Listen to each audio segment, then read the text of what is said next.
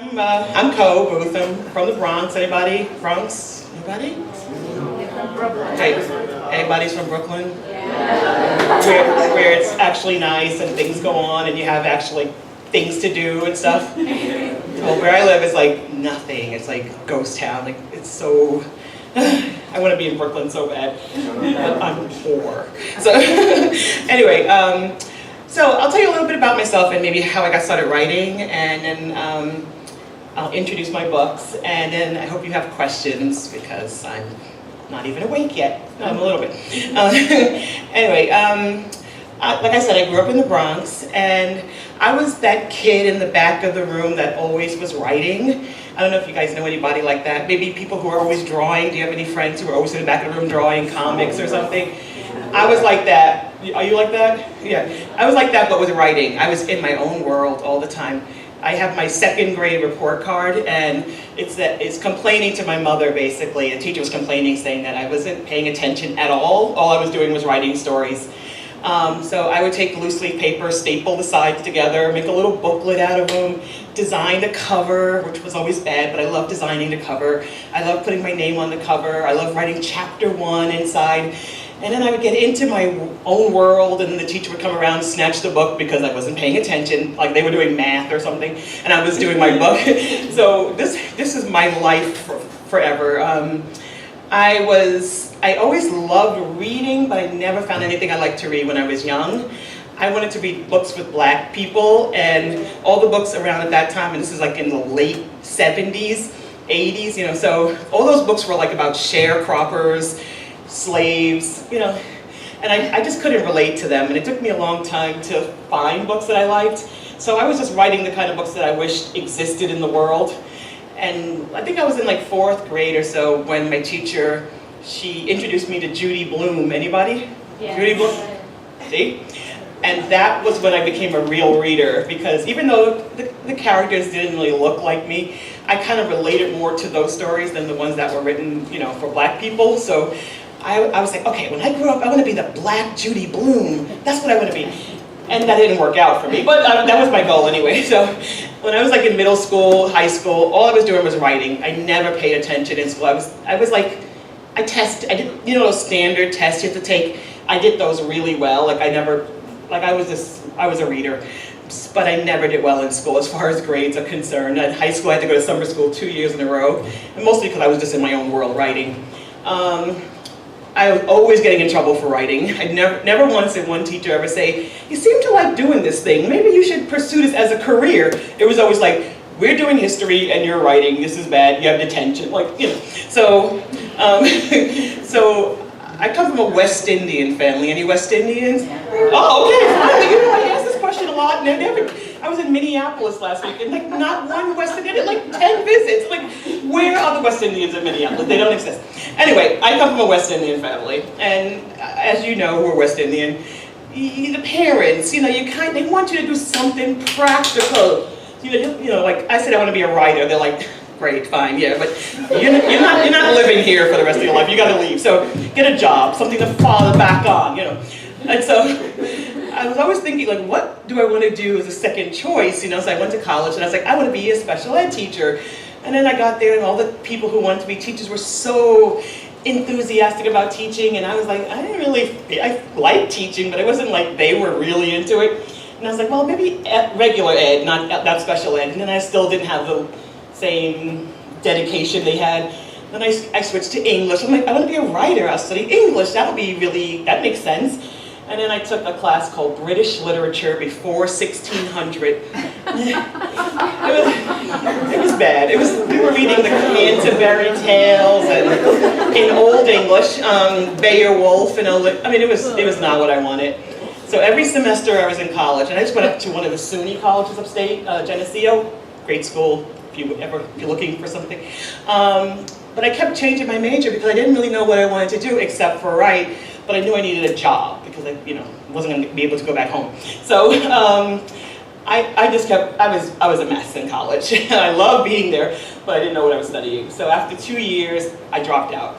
And I came back home, and I was miserable, and all my friends were still away, and they were all successful, and they knew what they wanted, and I was like the total loser out of my friends. And I started working at a high school in the Bronx called Roosevelt High School. At the time, had the highest crime rate in the city. It was a bad school. It was like prison light. And so my job there was it was like a dropout prevention type of thing. And I had to make home visits for the school. So the kids who weren't coming to school or who were doing poorly or whatever, I had to go to their house and talk to their parents. That was my job. I was like 20 or something, 18, 19. I was like, barely the same age as the kids. And so I really liked that job. I love talking to the kids. I love trying to figure out their problems and help them and talk to the parents and try to, really work with them. So I say, okay, after like a year of being out of school, I went back to college and I got a bachelor's and master's in psychology because I really loved the counseling part. And then I decided, then I started working for a program in the Bronx that was designed to keep families together. The families had lots of problems, domestic violence, drug abuse, child abuse, neglect. My specialty was sex abuse. So my job was to try to keep the families together despite what was going on. And usually it was a lot of things going on all at the same time. And I did that job for about 4 years. And it was an overwhelming job. I mean, you never knew what you were going to get. Every day you can, you didn't know where you were going to end up, what kind of situations you were going to walk into. Kids horribly abused, sexually abused, lots of things all at one time. So usually I worked with the families for a very long time. Sometimes I was not successful in the ACS. We take the kids away.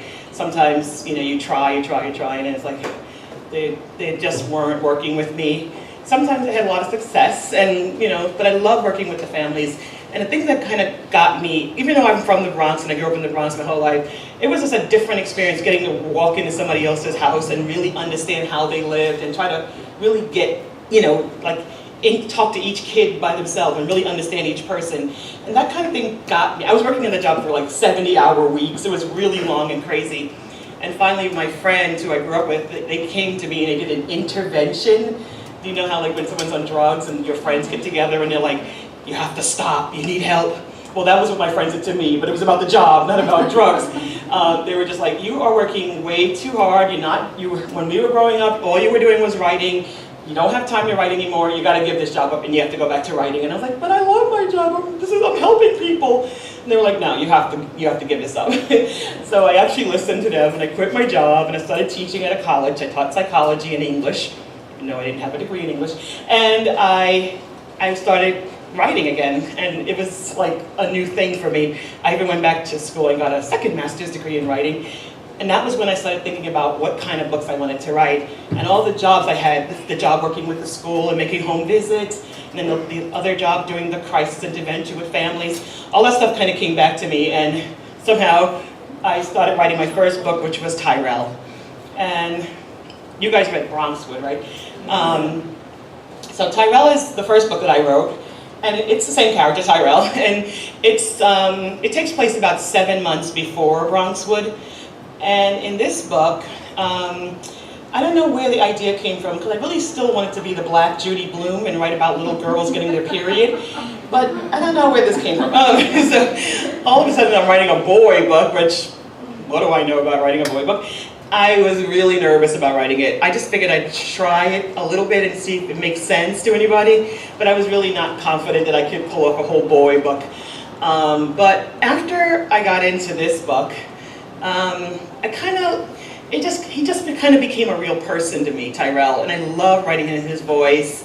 Just reminded me of like the guys I grew up with and stuff. So I kind of forgot. It wasn't like scary anymore that he was a boy. He just became a real person that I was writing about, and he kind of took over. And every time I felt like I was directing him to do something, like what would I, as a grown-up adult woman, do? Then the book kind of was not good. But whenever I let him just kind of be himself and take over, I love the direction that he went in. It's like he took over the story for me himself, and it was really a lot of fun to write. So I'm going to read a little bit from Tyrell, even though you guys haven't read this one yet. But this book really takes place in the shelter. So this is before he starts to live with his friends, Cal. And it has a little bit more mother-son stuff in here. And you get to see basically why he ended up moving away from his mother, because she was a little bit crazy.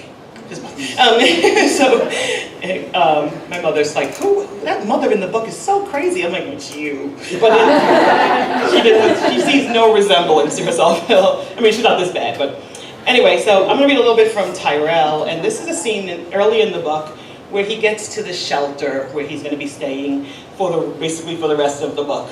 And you get to see his mom a little bit. So this is Tyrell. I should have knew they was gonna send us to the Bennett Motel. Some niggas I was talking to last week told me about this place. They had me rolling talking about how Bennett got rats the size of cats and shit. One dude said his room had bullet holes in the walls and blood stains on the rug. This other guy said the roaches was getting paid to run Bennett. That Bennett even hired roaches that would come to your room to kill other roaches. And that shit was funny. But there ain't nothing funny no more. The place looked like a bombed out building from the outside. Like something you see in them old war movies. Inside it ain't no better. The first thing I noticed is the lobby with all these broken down chairs and couches that got holes and stuffing hanging out of them. The floors is dirty and look like they ain't never been mopped. In one corner of the room, they got Burger King bags, food wrappers, and soda cans and shit all over the floor. And they got these little plastic flowers on the tables. Like that's gonna make the place look nice. Like that's gonna make us feel right at home here. Assholes. The second we get to our room, my mom shake her head. Ty, can you believe this shit? Why they got us here? I got a 7-year-old child. I don't say nothing. This whole situation got me so mad, I know I gotta keep my mouth closed. I need to keep all this shit inside and wait till it all settled back down again. How are they gonna do us like this, she asked. They're gonna have children sleeping here for 3 nights? I don't get this. My moms go on, and I just stop listening. I'm tired of the way she act like everyone's supposed to do everything for her all the time, even if she don't do nothing. Even when my pops was home, she never did nothing for herself. She just sat around expecting everybody to do everything for her and buy her things, no matter how he got them. Troy started crying, and my moms don't do nothing to help him. So I go through our bags and find some sweatpants for him to sleep in. Then I tell him to go to the bathroom and get ready for bed. 5 seconds later, he called me because there's a roach in the sink. I take off my beat-up old jacket and go in there and kill the roach with some toilet paper. While I'm in there, I kill 2 more I see on the wall. Then when I come out, my mom's is on my cell talking to one of her friends. That's my phone, I say, and try to snatch it from her. She pushed me away. Get out my face, Ty. Using all my minutes, damn. I sit down on one of the bed mad. How's she gonna go through my jacket and take my shit without even asking? Hate that. Troy come out the bathroom. Go to bed, I tell him. I don't want him staying up and seeing how jacked up this room really is. He's so tired, he don't even fight me. He just lay down on the other bed and pulled a blanket over him, which is good because there's a big roach crawling on the wall right by his bed. I don't kill it because I know it ain't gonna matter. This motel got more problems than just some roaches. Our room ain't got no bullet holes or blood or nothing like that, but the paint is all dirty and peeling, and the rug is all worn out and shit. They got 2 double beds in this room with blankets but no sheets, and the mattresses is tore up. Bennett is the worst so far. My mom's used up the last 10 minutes on my prepaid and throw my cell on the bed. Then she just turn on me. What your lazy ass doing? What's that supposed to mean, I ask, because man, I ain't got time for this. She folds her arms in front of her. It mean, what you doing for this family? Why ain't you doing something so your mother and brother don't gotta live like this? For a second, I try to hold it in because I want Troy to sleep, but I can't this time. Before I know it, I'm off the bed screaming back, what I'm supposed to do? You never do nothing, she say. Look at you. You don't go to school because you're too damn lazy and ignorant, and when you do get your black ass to school, all you do is fight and get in trouble. And I gotta go down there every other day to talk to that goddamn vice principal. Well, what else you gotta do, I ask her. We're talking about lazy, what you doing for this family? She don't hear me. She just keep on going. You don't go to school and you don't even work. You damn near 16. What kind of man you gonna be, some lazy ass nigga? I get right in her face now. What you want? You want me out there selling weed? That's what you want? She don't back down none. We wouldn't be at Bennett if you was out there, would we? Troy start crying again and my mom's move away from me. She start walking around the room like she's some kind of animal trying to get out of her cage. Tyrell, you gotta do something. This shit is serious now. She ain't screaming no more, but she looked real mad and real scared. You spend all your time walking around the streets screwing that little girl, but that don't make you a man. You understand what I'm saying? A man gotta take care of his family. Well, what's your man doing for this family? I ask her. You want me to take care of you because your man can't keep his ass out of Rikers? Well, that ain't my problem, that's your problem. I grab my cell in my jacket, open the door, and I'm gone. I get in the hall and I just want to punch or kick something. I can't calm myself down. I can feel the blood pounding in my brain. I gotta do something. I want to go somewhere, but I don't got nowhere to go. Anyways, that's chapter, that's the early chapter. book. And so it kind of sets up the problem for the rest of that book, which is how can Tyrell get his family out of this terrible shelter? A big snowstorm happened and they get stuck there. So they're there longer than 3 days. And he's trying to figure out how to get them out without getting himself locked up, because his mother is not the world's best mother. And he knows that if he goes to prison, his mother's gonna lose Troy to ACS is gonna come and snatch up Troy because she doesn't know how to take care of him properly. So that's my first book. And then my second book is called Kendra. And this is my attempt at writing a Judy Blume book, but it just did not work out for me the way Judy was able to do it. I don't know, this is just, Kendra's 14 years old, and her mom had her when she was 14. So she's the same age her mother was when she got pregnant. And she lives with her grandmother while her mother's away at graduate school forever. And all Kendra wants is to be with her mother, her real mother. But, it seems like her mother doesn't have the same plans that she has to be together after her mother finishes college. And Kendra's grandmother is like, girl, you're not gonna do to me what your mother did, you're not getting pregnant. So she's like on her. And sometimes when you're accused of doing something by your parents, and maybe you guys understand this, even if you're not doing it, if they accuse you enough or they think you're doing it, you're like, well, why don't I just do it? Because I'm getting in trouble anyway, I'm not even doing anything wrong. You see what I'm saying? So, you're like, if I'm going to get blamed for something, I might as well just do it. That's a bad idea, by the way, y'all. I don't agree with you, but I understand. That's what I'm saying. My mother was never accused me of anything. She was a calm and rational West Indian woman who always... Okay, anyway, so, forget about that. So, Kendra is she's a good girl in the beginning of the book anyway, but then the cute boy kind of moves to, things go downhill very quickly because she's lonely and she wants her mother. Anyway, you'll read that one on your own. And then the book that you guys read is my third book, which is Bronxwood. And I tried to write this so that if you hadn't read the first book, it still makes sense, and I hope it did. Yeah. Oh, it did? Okay, good. So, obviously you read this already, so I don't need to read from this, but this is, at this point Tyrell is now 16 and living with his friends. And I just wanted to write, because in the first book, Pops is not there, he's in jail. You just kind of know him by what Tyrell thinks about him. But I really wanted to write one where you get to actually meet Pops and see the complicated relationship that Tyrell has with him. I didn't want it to be like, oh, I hate my father. I wanted it to be a lot of feelings that he had where there are times that he admires his father's cool, his father's, but then he's just disappointed in his father and he's angry at his father because every time his father gets locked up, Tyrell has to be the man of the house and take over, and it's like a lot of pressure for him when why doesn't his father just stop doing the crazy stuff and stay home and be normal, but so it's kind of, I wanted to just explore all those kinds of things, and in the first book, Tyrell, he has a girlfriend, Novisha, and then he meets Jasmine, which is, the girl at the shelter. So in this book, I decided to make his life even more complicated by taking Adana, who is Kendra's best friend from Kendra, and I put Adana in this book as another love interest for him here, just because Adana is really difficult, and I wanted to make Tyrell's life a little harder. So, and also, I'm having a good time making up a fake community called Bronxwood, and putting all the books, and so there's characters that if you read all three, you'd see characters that kind of are from one to the other, like Miss Jenkins, I think is in Kendra, and Kenny from Kendra is the guy who owns the truck. So I have it's like I'm making up my own little world, that's what I'm doing. And anyway, so, excuse me? Make another part for Bronxwood. Make another part for Bronxwood. Oh, she wants to know if I'm going to make a third part to Bronxwood. I really have a bad time with endings, I think. I think the books are done and nobody agrees with me.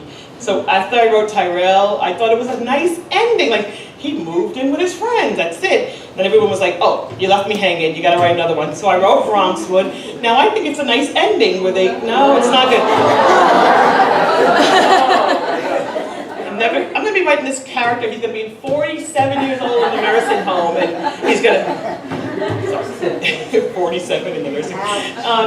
At some point, it has to stop. I mean, he's gonna be an adult soon. I can't kill him off. He's my baby.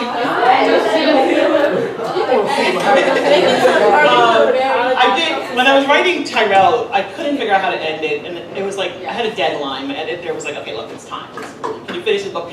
And I was like, oh.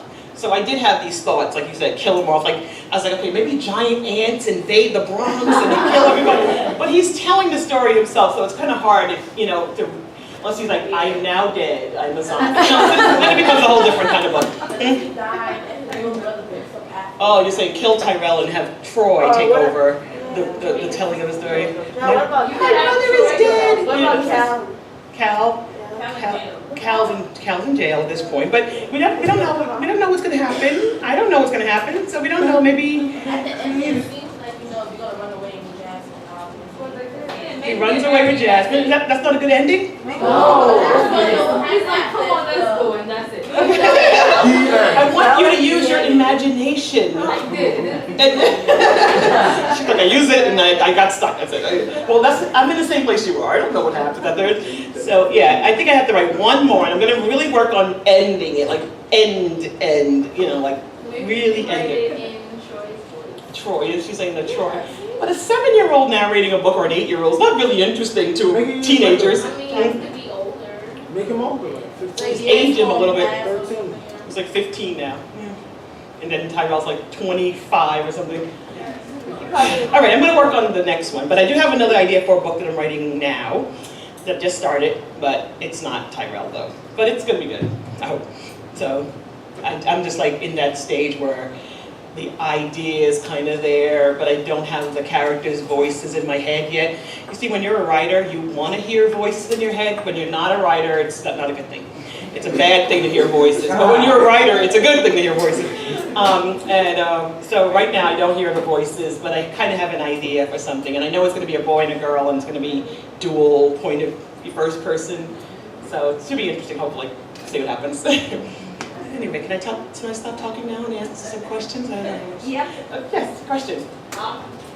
In Tyrell, did you find out why his dad went to jail? In Tyrell, I think in both books, it kind of mentions it, but it's more like, I think for the most part, technically he's gone to jail because he violated his parole. And the reason he violated his parole is that he has these parties that are like there's drugs and hookers and it's all this crazy illegal stuff going on. So he violated his parole, which is why he went back to jail. And he violated it by having another party where he's running a lot of illegal gambling and stuff like that, and drugs are at the party. So that's pretty much, he does this all the time. He does the same thing over and over. Yeah. About the little things, Tyrell's father is his best friend. Tyrell's. Yeah. Tyrell's father, he has Reg is one of his friends, and Dante is the other friend. I don't know if Dante's considered his best friend anymore, yeah. But in the first book, he's like still a friend, yeah, until he sleeps with his mother, yeah. He wouldn't tell Tyrell things that he do. Do you know? I don't know what he does. I don't know what Reg does. Reg is up to. I feel like when I'm writing these books, I'm Tyrell. Like I know as much as he does, really, because like I'm seeing the world through his eyes. So I don't feel like I have to know things that he doesn't know. Like I don't have to know more than he does, really. I just have to know what he knows. Like when Jasmine is speaking Spanish, I don't have to know what she's saying because Tyrell doesn't know what she's saying. I just, it's like he's like, I don't know what she's like. So I feel like I don't need to know more than what he sees. I'm seeing it through his eyes. So all I know about Reg is that he does something, he doesn't want Tyrell to know, I also don't know, and it's frustrating that I don't know, but I don't feel like I have to know, because as long as, if it ever comes up again in the third book, maybe by the third book I will know, or Tyrell will know, I'm not sure. You get to be a little bit schizophrenic when you write. You have to kind of have a different persona inside of you, or many. It's so many. I teach writing also. Right now I teach writing at Vermont College of Fine Arts. And I have like all these students and I'm reading all their work. I have so many characters in my head right now that aren't mine. So it gets really crazy after a while. I'm walking down the street and I'm like, oh, I think, my student Nicole's character would see that and really think that was some, I'm like, why am I thinking about her character? And it gets really crazy. Okay, so some hands. Yes? Wouldn't Tyrell find out where Reggie lived and take Jasmine with him to go to? Oh, so she wants to know what happens next. Will Tyrell take Jasmine to where Reg lives? You see, Reg kind of flaked out a little bit at the end, didn't he? And he was not so cool at the end. Reg is like the cool guy, but at the end, he kind of sided with Pops, right? He's like, you know, he didn't want to, yeah, Pops off the hook. So yeah, I think Reg, at the end, I don't know if Pops could beat up Reg. I think Reg is supposed to be like a real big guy, but I think Reg, his loyalty was with Pops in the end. So I don't know what Tyrell would do next. He might think to go to Reg. I don't know if that would work out because I haven't thought that way. Like in my mind right now, he's on his way to pick up Jasmine, and he's been on the way since, when did this book come out? In 2011. He's still been on the way to pick up Jasmine, and that's literally where I left him. I don't know anything more after that. So yeah, but that would probably be an option that he would go to Reg, at least try. But then he's kind of like his pride, you know. He may not want to, but he might want to show Jasmine that he could take care of her by himself. So I don't know. Yeah. Is there a way that you can write a book based on like 2 point of views? That's what I'm going to do for the next book. Oh, she asked about, can I write a book with 2 different points of view? For the next book, I'm going to do that. But it's a boy and a girl. I know their character a little bit, and I know the situation a little bit, but I don't hear their voices yet. And I write, the books that I've written, I've written 4 now. One is coming out in the fall, but it's for younger kids. All my books are in first person, and they're all in a very close first person, meaning I try to only use the words that the character himself would say, not like, I wouldn't have Tyrell saying, it was a windy day and the sun was shining through like he wouldn't say that because he wouldn't think that, so I don't write it. I only write it in his words. And so for me, it's hard to start writing unless I actually hear the character the way they talk, because it's a very close first person and has to sound like each individual person. So right now I'm kind of in this weird limbo where I can't start writing, but I'm pretending to write. And if my editor asks, I'm hard at work, but I'm really not writing anything. So just pretending at this point, just thinking on paper, I guess. So yeah. When you went to college, right, for your English and your Every semester you change major. Most times they teach you how to write proper, right? So how is it that you wrote in Tyrell's voice? She's asking, when I went to college and I studied English and they taught me to write properly, how do I now write in Tyrell's voice? I grew up in the Bronx. This is not a second language to me. This is the way I speak, well, not like this exactly, but this is the way, like, I don't know, when I was growing up, we like flip back and forth. My mother, she speaks very properly, and she wanted us to. So I knew how to speak properly, but when I was on the street, I didn't sound, I'm like, girl, let me tell you, I was with friends. I grew up in the Bronx, so it wasn't, so the way Tyrell talks is kind of like the guys I grew up with. It's not like a second language or anything. It's really just a very comfortable language for me to write. I didn't have any trouble with the way he spoke. I had trouble with trying to think like a boy, like that was harder. But writing this way was easy for me because it's just a natural thing that I hear every day where I live. But yes, I do know how to speak properly. I do know how to write properly. I teach writing. I taught English at community colleges and regular colleges. So I think it's good to be. I think you have to kind of know how to write and speak properly in order to know how to do dialect.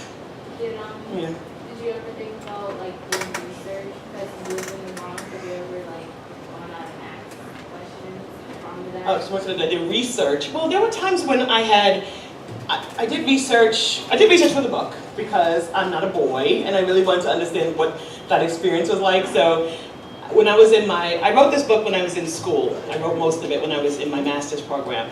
And as part of my master's program, we had to write like a literary paper, like a thesis paper. And so I wrote mine on the representation of black men and boys in literature. So I called it the man of the house. It's when the pressures and the responsibilities that are put on black male characters in books.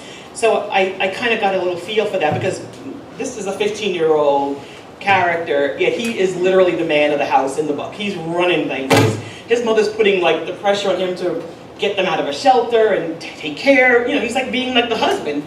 So I did that kind of research. And there were times when I really wasn't sure like how a guy would say something or something like that. So I would ask guys, you know, that I knew, like, okay, this is the situation. How would you say that? And then, you know, I'd get like some phrases and stuff like that. But so most of the problems came with trying to understand the guy stuff than the dialect stuff. That was second nature, really. And that was really easy because I live there, I hear it every single day. So, yeah. Did working with kids, your experience in fueling someone? Oh, she was. I don't know if anybody can hear. She was working with kids and at fuel, sort of. Yeah, that kind of gave me the idea of what to write. Like, I was always writing stuff, but when I started working with the kids and like going into their house and really seeing what it was like for a lot of kids growing up, that's when I really wanted to write about these kids. I just never saw them in books. I never saw a kid just going through this kind of stuff in books. You know, I just wanted to write something that felt real to me, that kind of represented the stuff that I was seeing when I was working in the field. And then just guys I grew up with and just situations I've seen. So it's not all based on my job. It's based on just my own life, myself, people, you know, I grew up with. A lot of little things in here are definitely me. And a lot of things, even if it's a boy character, and a lot of times I just have stuff from people I grew up with. Little things, you know, just that I threw in there. So it's kind of like a melt. It's like a melt of everything's melted together. And so it's my experiences, people I know, friends growing up, my family, things I saw when I was working in the field as a social worker, and it's all mixed together and hopefully into a one character or lots of characters. So it's hard to explain here. Yeah. Why do you add like like Spanish, like Spanish culture, and then when you read the KidsRead, the 60, do you make research about it, or like when you grew up in Bronx, when you grew up with Spanish people? Oh, I grew up, it wasn't about like using Emiliano and sort of like the different Spanish culture. I grew up in the Bronx, like I said, so my whole neighborhood is probably 50% Spanish, 50% West Indian, I speak like really bad Bronx Spanish, and I speak church Spanish because my mother forced us to go to church every week, and the English Mass was from 9 to 11, and that was 2 hours. But if you went to the Spanish Mass, it was from 11 to 12, 1 hour, got to sleep in late on Sunday. So I was like, en nombre de Padre, de Hijo, de Espíritu Santo, Padre Nuestro. I was fluent in church and cursing you out on the street, Spanish. So those are my two areas of special. So I don't know. That was my experience. I was lazy.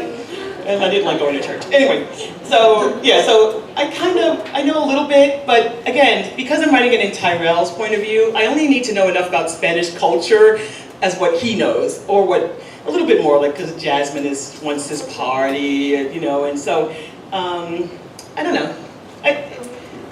Did you find anything that was completely wrong, like why are they doing, oh, okay, like why are they doing this at all? Yeah, I mean, I didn't need to know too much, but a little bit, you know, so, yeah. Was Jasmine's sister a crackhead? Oh, Jasmine's sister was, she a crackhead. I think in the first book, she didn't seem like a drug addict, she seemed more just kind of like, I'm just gonna find a new man to take care of me, I'm going out. She just kind of left her a lot. In the second book, she looked, yeah, maybe she's on some kind of drugs. I don't know if it's crack necessarily. She came to the party. Yeah, she came to the party, she looked a little scragged out. So something had happened. Again, because Tyrell doesn't really know, I don't need to know, but I do think there's some drugs being used. Something, she looks like maybe she's probably like a stripper and using drugs. She's kind of like she's like hit the skids, you know, she's doing bad right now. So yeah, did you have me hand up? Why did she leave Jasmine at the party that summer that she was leaving? Because she's on drugs. It doesn't make any sense. Why did she leave without, yeah. Why did you put Jasmine in the situation of Emiliano sleeping with her at that age?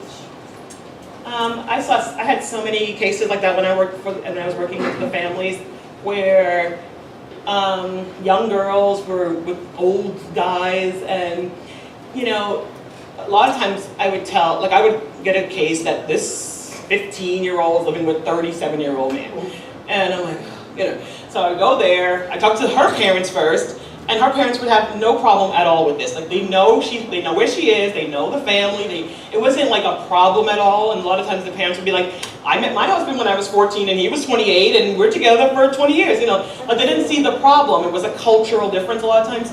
But with Jasmine, he's definitely like, in the first book you kind of get a little bit more idea of him. He's helping her in a way, you know, he gives her a nice place. He really was with her sister at first. He was dating Raina. But he was really dating Raina because he liked Jasmine. He never wanted Raina, he only wanted Jasmine. And I saw so many cases like that too, where, I mean, this was more like pedophiles, but I had a lot of cases where mother would date a guy, and he was only dating her because she had a little girl, like, or a boy. They were into the children, but they were dating the mother to get access to the kids. And that's kind of like what I did with Emiliano and Jasmine. Jasmine met Emiliano first, just on the street. He liked her. She told him, I'm 14, you know, whatever. And he's like, oh, okay, well, then he saw her one day with her sister, and then he hooked up with the sister. Now he's just doing that to get to Jasmine, but he held off, but he likes Jasmine. Jasmine now is 16. In his mind, he feels she's old enough to make up her mind, you know, and again, not legally, obviously, but in his mind, he thinks she can make her decision now. And he's providing her with a home and care, which she needs. She doesn't have any family. So it's not easy. You know, it's not like he's just some creepy guy jumping out of the bushes and attacking her. It's weirder than that. Look, it's much creepier than that because he's actually helping her and he knows she has no option. And she knows she has no option. And so it's hard. You know, it's a hard decision because it's like she's almost getting like, what she thought of him as a father figure, he's thinking of her as, oh, she's my future wife or whatever, you know. And so it's really, really creepy. And I saw so many cases like that with these old guys, you know, looking at these 15 and 16-year-old girls, and it's just like, ugh, you know. But it's not like they want to help, you know, what they're saying anyway. So, you know, it's not easy. I wanted to make the book like so that things are not always like, you know, this is bad, that's good. It's, you know, or yes, no. I wanted it to be like, yeah, you know, like Pops. Is Pops good? Is he bad? He's kind of bad, but he has good things about him too, you know. So I wanted to make it a little bit less easy to understand, you know, because the real life is really messy and it's not easy, you know. You want everything to make sense, but a lot of times things don't. So I think if I'm writing something and everything's like, oh, she's doing this because of that, and he's, you know, then it just becomes too easy and it doesn't feel authentic to me. It feels authentic when things are like, why? I don't get it, you know, because I've been in real life. Do you understand your own behavior a lot of times? I don't. I mean, I'd say one thing, I do a totally other thing. I'm like, I need to lose weight. Where's the ice cream? Like, it literally within like 15 minutes of each other. I mean, that doesn't make any sense, you know. So I think that real life is like that. I think people, you know, so, you know what I mean? So anyway, so that's why I try to make the characters not so easy, you know. Is that your hand over there? Yes, question. I had a rule in my class when I taught, if you moved your arm above this line, I assumed you wanted to ask a question. So go ahead, yes. Okay, go ahead, ask your question. We're waiting for you. It's all turned until she asks a question. Go ahead. I don't have one. She's not going to do it. I'm pressuring her, and that's good though. You don't fall to peer pressure. That's good. Anybody else have a question? Has a question. Oh yeah. Is the beast? What is the beast in this book? Oh, I have no idea. I wrote a book in like 4 years ago. Oh, is it like a breakfast sandwich? I made it up. At the diner. What is the beast? I forgot. The beast is like sausage and ham. Everything. And it looks nasty, but it tastes good. I am a vegetarian. I'm fat, but I'm a vegetarian. I would never eat anything like what that is. I made it up. Since I don't eat meat, I have my characters really love meat, so I kind of get the feeling of what it's like because I just do it vicariously through them. So I make them eat like the most like meat things, like the ham and bacon and everything's on top of each other, and then I feel like I've eaten it and then I don't have to. Like when you went to City Island? City Island, another thing. My family loves going to City Island. It's close to where I live in the Bronx. I don't eat seafood. I don't eat anything that used to have a mother or father. And so, but I enjoy writing about it because I don't get to eat it. So you'll see a lot of meat stuff in my books. Because it's just, you know, I feel sad that I don't get to eat it. Yeah. So, yeah, the Beast, I made up the Beast. But they used a diner that I kind of based it on. Yeah, I think, I'm trying to remember which one, but we used to go to this place. But I think it's, I don't remember the name, but it's kind of based where it's located. It's sort of like a diner there, but I made up the Beast. But I think you should try it, you know, and see if you think it's any good. I don't know. I want someone to recreate these recipes and see if they're any good. Right? Yeah. So I wanted to ask you whether or not, because you wanted, when you were reading books, you wanted to find material that you were really interested in, and now you're writing books that has material that wasn't in books when you were young. Was it difficult for you to have your first book published, and was it difficult to find readers in terms of editors who got where you were coming from? Most people, before they get published, they write the entire book, and then they have to find an agent, and they have to find a publisher, and it's usually a very slow process. But I kind of got lucky with my first book, Tyrell, because I started writing it while I was in my master's program for writing, and my teacher for literature, not for writing, was David Levithan. And David Levithan wrote Nick and Nora's Infinite Playlist, and he writes Boy Meets Boy, lots of teen books. And he wrote a book with Will Grayson with John Green. Anyway, so he was my teacher. So when I needed someone to work with my thesis, which was my book, this book, I needed someone to help me with my thesis. So I asked David, and he's also the publisher at Scholastic Push. And so I knew, you know, he would get it at least. I didn't know if he would publish it, but I knew he would get what I was going for. So I worked with him for about 6 months on the book, and I wasn't finished when I graduated. I had about 100 pages, and he was really supportive. He's like, no, it's good, keep going, keep going. And I was like, yeah, but is anyone going to publish this? He's like, don't even worry about that, just finish it, you know. And so after I graduated, I had to do a reading, and then I sat down afterwards next to David, and he's like, I want to acquire the book for Scholastic. And I'm like, are you kidding me all this time? Like, I had no idea he liked it like that. But he didn't want to mix roles of being my teacher and being editor, so he just waited till I literally finished, and then he bought it for Scholastic. So I had about 6 months after that. So I didn't have a chance to see what was out there and if people would reject it. But while I was in my program, we had to send a sample to a real editor to see what they thought. And the editor said she read one paragraph and rejected it because it was cursing and carrying on, and it's like, the first book was, you know, oral sex on page 3. She's like, no way would I read this, would I publish this book. So, trying to sell books. So I'm trying to sell more books to you guys. So I think it would have been there would have been a limited amount of publishers willing to publish it because of the content.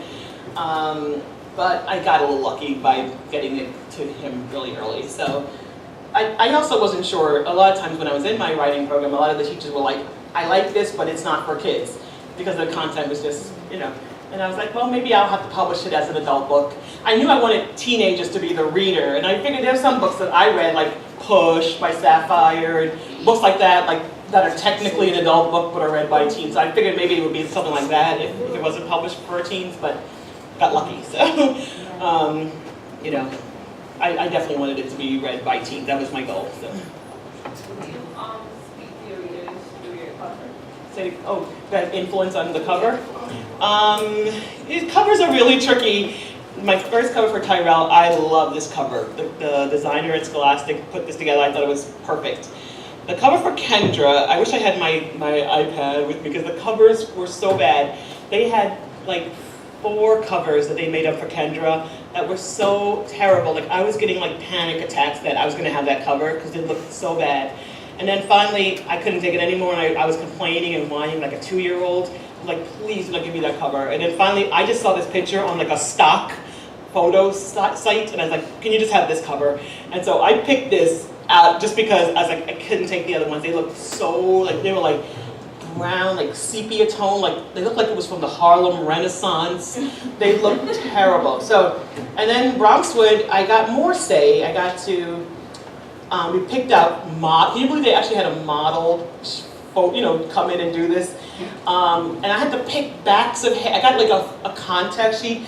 Pick the back of the head that you like the best. I had to pick backs of, I had like a whole bunch of heads to pick from.